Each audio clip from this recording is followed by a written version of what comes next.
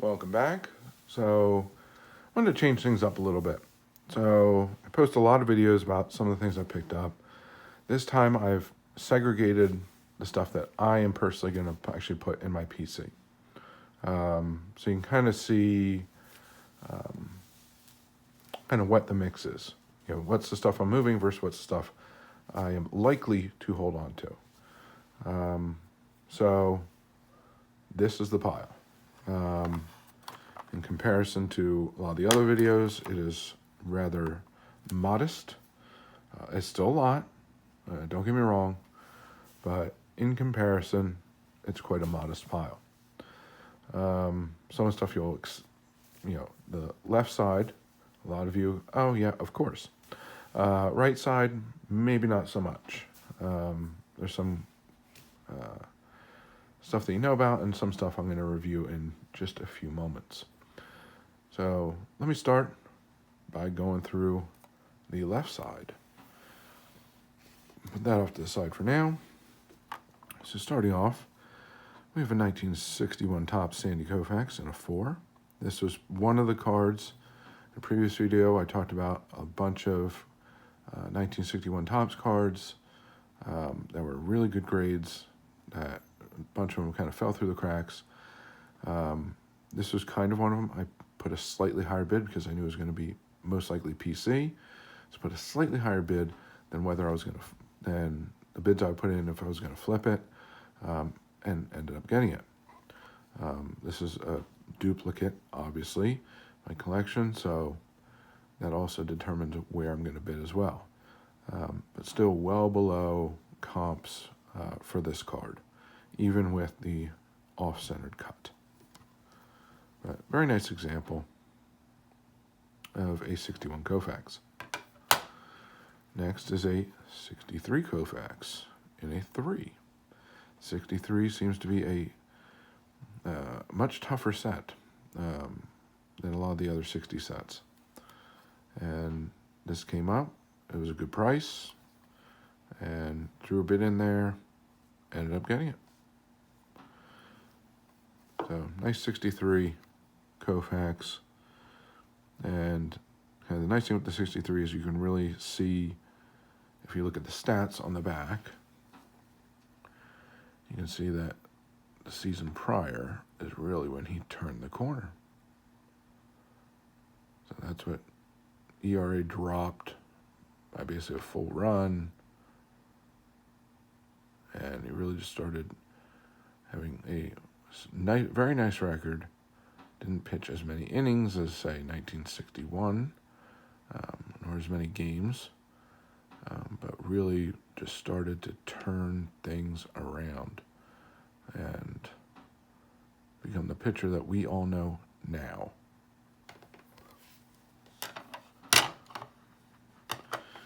And then we move 1 year forward, 1964 Topps. This is the 63 National League pitching leaders with Koufax, Marichal, Spahn, and Maloney.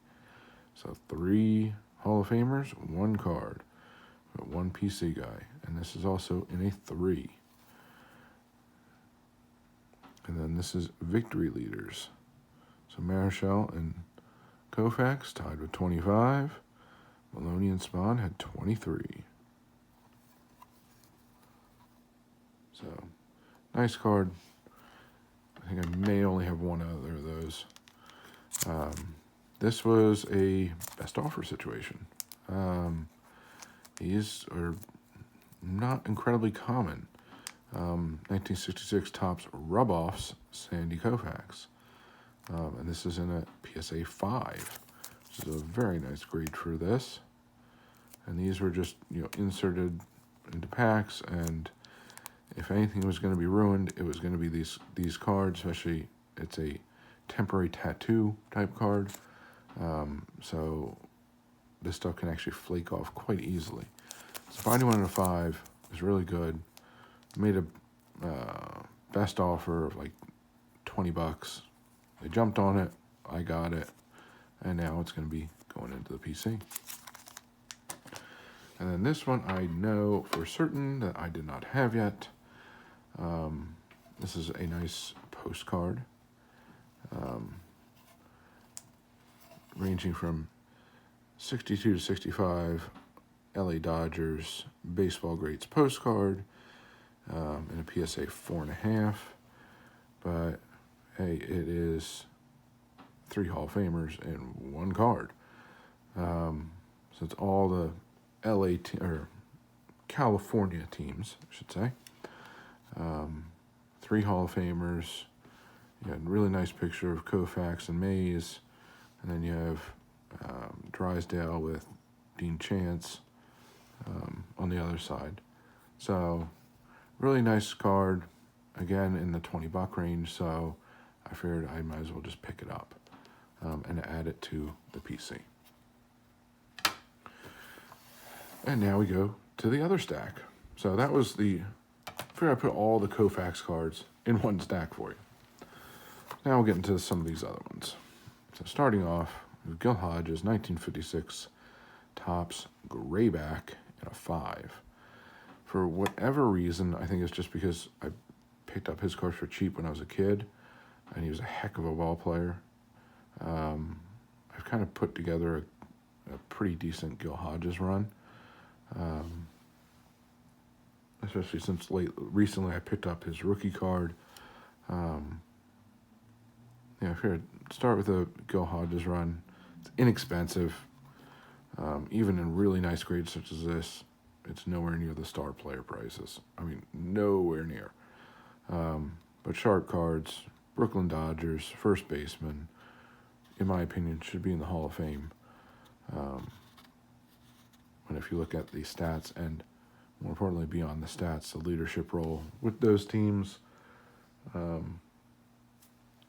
and just the fantastic player he was. So add this to a little Gil Hodges run I'm working on. Next up, I've managed to find so many good deals on Mantle cards. I am going to attempt, obviously, without the 2 huge, or the handful of huge dollar cards. I'm not touching those because I don't have the money for it. But I figure I'd do a Mantle run. You've seen in previous videos, I can basically put a whole run together of at least 1 example from every year from 1952 through 69. Again, this is part of that 61 Topps, I guess, set break that it was in a 4 AL home run leaders. And this one, really what killed the grade was there's a teeny crease right there in your Colavito, but clean card, sharp, decent centering with Mantle, Maris, Lemon, and Colavito. 1960 home run leaders. So I picked that one up. It was a good deal, inexpensive, especially for a Mantle card. Not bad at all. So another one to add to this run. This looked to be in good shape. I have one raw. Didn't have one slabbed yet. 1962 Post Serial Mickey Mantle hand cut. Just an authentic grade on it. But a nice sharp example of it. And this is what got me, is of all the Post Serial cards, this is the first one I've seen with the actual printing on the back. So I thought it was quite interesting. And I picked it up. And this is a best offer situation on this one. And it ended up being like $20. I'm not looking to spend a ton of money on these. But hey, it's 62 Post Serial Mickey Mantle hand cut card, authentic grade. Can't really pass that up for the price. And then here's a nice example of a 62 Topps Mickey Mantle in a 3 classic set. Personally, kind of throws me back to 87 with a similar design with the wood grain border. But this is, the inspiration for that set. So 62 Topps Mickey Mantle on PSA 3. Nice solid card, decent conditioning, solid for the time period. I would consider this, given the presentation, to be collector grade. If it's completely miscut in a 3, no, but this one still has a good border around it, and the corners are in decent shape, so I consider this a good one. And now for a PC that you already are very familiar with.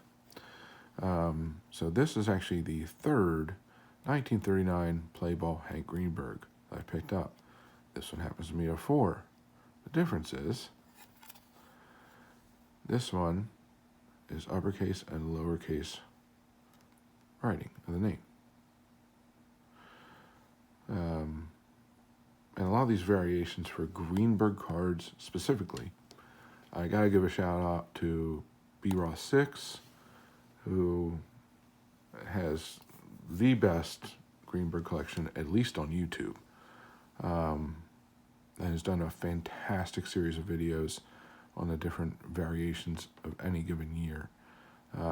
So now I have the complete 3-card run for 1939 Play Ball with this one. Then there's an all caps version of his name, and then there's a sample one which has a stamp on the back. It was sent out as samples, but I saw this. They actually priced it at the same price as the all caps version. I know this one is rare, and it was in a 4, so I had to pick it up. It was a buy, like no negotiating, buy it now situation. Basically took advantage of their error. And this one, I just, for some reason, the 1940 Play Ball Hank Greenberg has eluded me up until now. Found this one in a 2.5. It was a best offer situation. I actually I'd reached a couple deals previously on other 1940s, and actually one other 1940, and the seller just disappeared on me. Then I was actually bidding on one, and it was a higher grade than this. Obviously went for more money than what I paid for this. It was still a screaming deal, and unfortunately I missed the auction. I was going to come in last like 10 seconds and try and snipe it, and I missed the auction ending, and I was not happy with it. But I got a solid example now to add to the PC with these two being added, and there's actually one more on the way for the Greenberg PC. Really, there's only one key card I'm missing to the Greenberg run, and that is his 34 Gaudy rookie card. So eventually, I'll keep watching a bunch of different cards. Hopefully, I'll get it for a decent price. It'll be nice to complete the Greenberg set. So that's the PC items that have come in as of late. Some, obviously, PC collections you were already well aware of. As you've seen the volume of cards I've gotten for those particular players. And then a couple ones are just kind of recent additions that the opportunity presented itself to kind of put a run together for pretty inexpensive, but still staying in the vintage realm. And figure I'd just go for it. And if I decide I don't want to do it anymore, then I'll sell it. I'll sell the cards. But for now, again, the Koufax PC you already are well aware of. Greenberg PC, you've seen many, many cards come in, and the additions I've been able to make to that. Mantle, you've seen a bunch of cards, but up until now, I had more in inventory categorization. Now we're going to attempt to do a PC run on it. We'll see how that goes. Again, don't expect to see a 51 Bowman, 52 Topps, or 53 Topps. Just so you know, you're not going to see those. Those cards are just astronomical. But everything else is pretty much for the most part, fair game of the mainstream cards that are available. And I am actually pretty close on it already. And then the Gil Hodges, again, I have a strange affinity for Gil Hodges, from seeing his cards when I was younger. So I started to do, a pretty inexpensive PC run on him. So those are the PC cards. Again, it's nothing, these stacks, while no question there's incredible value in here, and more than some people will actually spend on cards, in comparison to the other videos that you've seen of the stuff that I'm going to buy and sell and flip. This is rather modest when you put this stack up against those. So hopefully that gives you a much clearer picture, I guess you could say, by me pulling out all the PC items instead of mixing them in with a lot of the other buys that will not last long in my hands. So once again, thank you for joining me.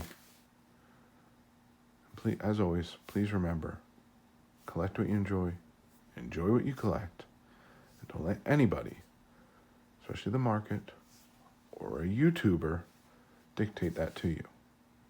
Most importantly, have fun.